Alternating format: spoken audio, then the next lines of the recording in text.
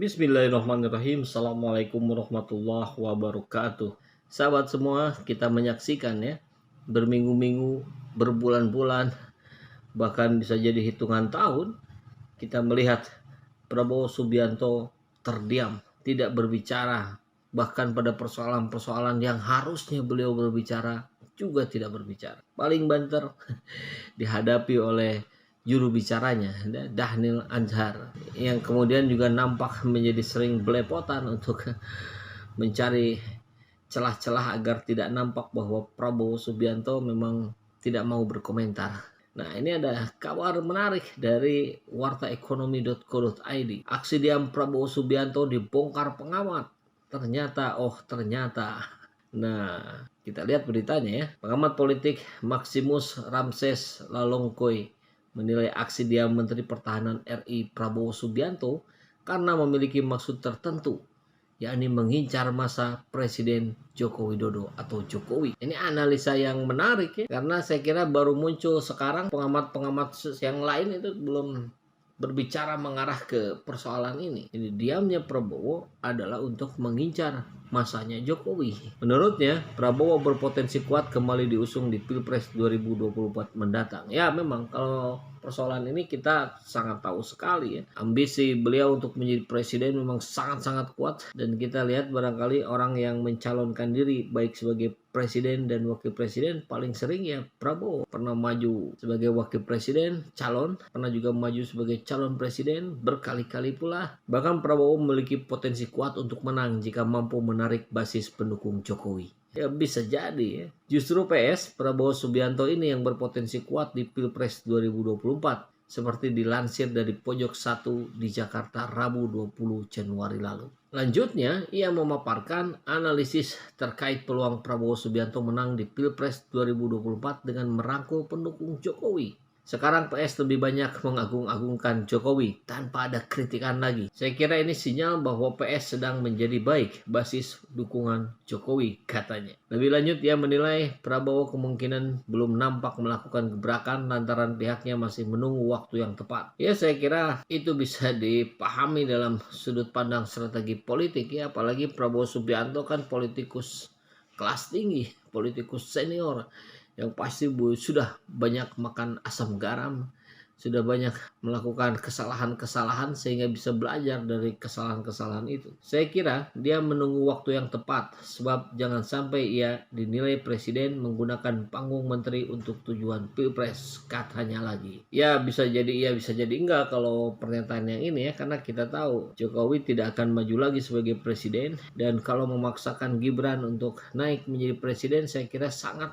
terlalu mentah. Tapi kemudian siapa lagi klannya Jokowi kalau bukan Gibran? Kan barangkali ini harus dikembalikan lagi ke PDIP. Tapi ya di sisi lain saya kira kekuatan presiden tentu sangat besar. Beliau bisa menghadang, beliau bisa menghentikan manuver-manuver dari para politikus, terutama menteri yang sedang mencari celah, mencari panggung untuk kontestasi Pilpres 2024 nanti. Ia pun melihat sangat tidak efektif bagi Prabowo jika dicurigai bekerja sebagai menteri dalam suasana kepentingan politik. Kalau ini apalagi, saya kira semua orang, semua pihak akan saling mencurigai. Semua orang akan saling berhitung dan mengkalkulasi kekuatan calon lawan politiknya. AHY menilai Prabowo menghitung Anies Baswedan memperkirakan manuver dari Ganjar Pranowo. Ganjar Pranowo menimbang-nimbang kekuatan Ridwan Kamil dan seterusnya. Begitu ya. Makanya Prabowo Subianto sepertinya sedang menjaga betul kondisi ini dan menjaga basis dukungan Jokowi juga tugasnya. Seperti diketahui, Prabowo Subianto kerap menjadi sorotan karena memilih untuk bungkam dalam menghadapi berbagai peristiwa yang terjadi di tanah air belakangan ini. Misalnya, Prabowo tetap diam meski 2 kali laut NKRI dijebol Cina. Padahal ini persoalan yang sangat-sangat mengharuskan beliau untuk berbicara di depan publik. langsung. Kita masih ingat ya kata-kata heroiknya, saya akan timbul tenggelam bersama rakyat Indonesia. Rakyat sedang bergejolak, ternyata diam saja. Luar biasa ya. Bahkan Ketua Dewan Perwakilan Daerah DPD Lanyala Mataliti sampai mengingatkan bahwa kedaulatan yang ada di laut merupakan bagian dari tugas Prabowo sebagai seorang Menteri Pertahanan. Ini jelas sekali itu. Kita tahu Indonesia kawasan terbesarnya justru air, ya, lautan dibandingkan daratan. Maka itu harusnya menjadi prioritas utama kita. Tapi kan nampaknya kita masih lemah dibandingkan negara-negara tetangga sekalipun. Masuknya kapal survei Cina ke perairan Indonesia di Selat Sunda harus menjadi concern Kementerian Pertahanan. Masuknya kapal tersebut tanpa terdeteksi adalah warning bagi pertahanan kita, kata mantan ketum PSSI ini. Ya, mengerikan sekali ya kalau data kita bisa dengan mudah diambil, dipantau, dan bahkan dikendalikan oleh luar. Itu sih hal-hal yang tidak bisa ditolerir harusnya. Dan harusnya Prabowo jelas-jelas menentang itu. Minimal berbicara di depan publik. Nyala menegaskan keamanan adalah persoalan penting karena terkait dengan kedaulatan.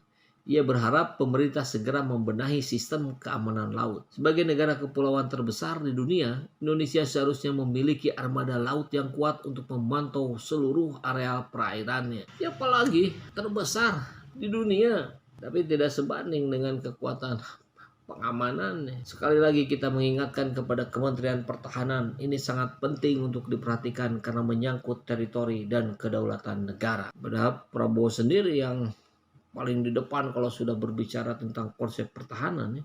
Nah, saat ini justru suara beliau dibutuhkan malah nggak ada ya. Ampun. Nah, bukan hanya Nyala, PKS yang di Pilpres 2014 dan 2019 jadi kendaraan Prabowo maju sebagai presiden, tak kalah kerasnya menyampaikan kritik. Wakil Ketua Fraksi PKS Sukamta mengaku geram.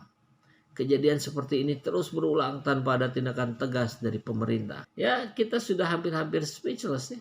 Mau ngomong apa lagi nih?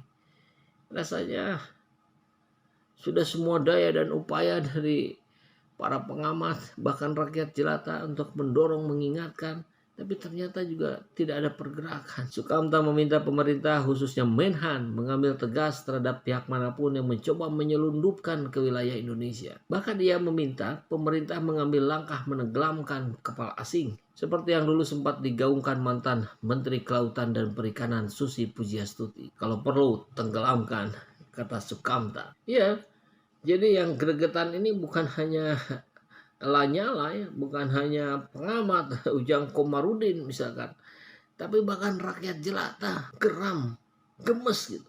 Kenapa sih nggak bicara-bicara ini?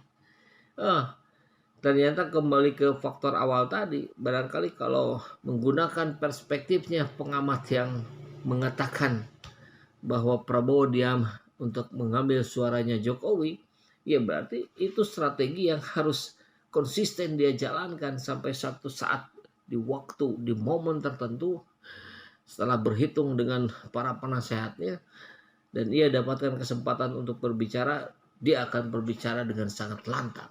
Seperti kebiasaannya kalau Prabowo berbicara. Ya sudahlah, kami rakyat jelata kan bisa apa ya, yang kemarin banyak dari sahabat-sahabat kita kemudian terpukau dengan gaya dan retorikanya seorang Prabowo Subianto yang menyatakan akan terus bersama rakyat, tapi ternyata malah bergabung dengan lawan politiknya. Saya kira ini yang jarang terjadi di dunia. Di Indonesia mungkin juga baru hari ini. Dan kita dikagetkan dengan manuver-manuver politiknya. Tapi nggak apa-apa lah. Rakyat jelata kan sudah biasa ya. Bahkan oleh yang di bawah-bawahnya juga begitu kan. Para caleg-caleg gitu. Dijanjikan ini itu, kita percaya, kita coblos setelah jadi, kemudian sebaliknya perilakunya. Bukan membela rakyat, malah memakan hak rakyat. Seperti Juliari Batubara itu, atau seperti para politikus lain yang juga terjerat oleh OTT KPK. Ya hati-hati sajalah. Ini kalau rakyat sudah dizolimi dan kemudian berdoa, Allah mengabulkan doanya orang-orang yang terzalimi. Gimana nggak ngeri itu? Mudah-mudahan rakyat mendoakan kebaikan untuk para pemimpin yang belum amanah ya. Didoakan untuk menjadi amanah, bukan mendoakan kejelekan. Kalau itu terjadi, ya kasihan juga kan. Masih ada peluang setiap orang untuk berbalik arah, untuk bertobat. Mudah-mudahan insya Allah.